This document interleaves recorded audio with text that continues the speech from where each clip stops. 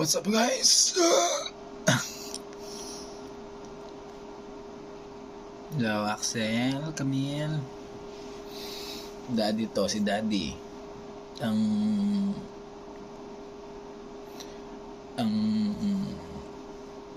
si Daddy, lasing si Daddy. Nakainom si Daddy.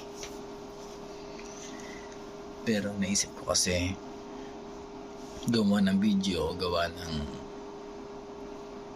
modern technology na tayo. Ngayon, simula ngayon, February 8, 2025, madalas ay Daddy mag-upload ng videos tungkol sa akin. Ngayon, February 8, 2025. Para naman syempre, pag kaisipan na Axel, sige Ate Camille mo, shoutout sa iyo Ate Camille Yuki. Mapanood nyo to. Tandaan nyo lang, dito ako sa Taiwan ngayon. Ang lamig ngayon sa Taiwan. Si Daddy, 5 years na rito sa Daddy. Ang lamig. Nakalanan siya ni Daddy. Ngayon, gusto nga sabihin na Axel, mahal na mahal ka ni Daddy. Alam niya Ate Camille mo yan.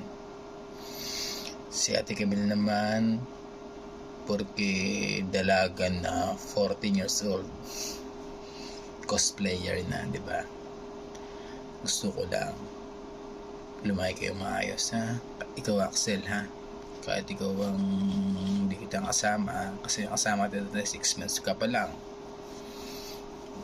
Umalis ako, tapos bumalik ako dyan sa Pilipinas June 2024. Di pa tayo batiin noon dati.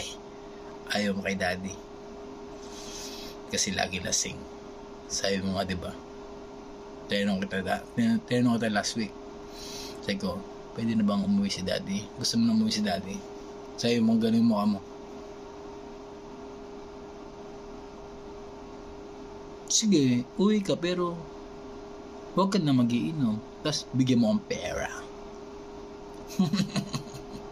Bugok. Pero love na love ka ni Daddy. Kayo ni Ate Camille. Alam ni Ate Camille mo yan. I love you.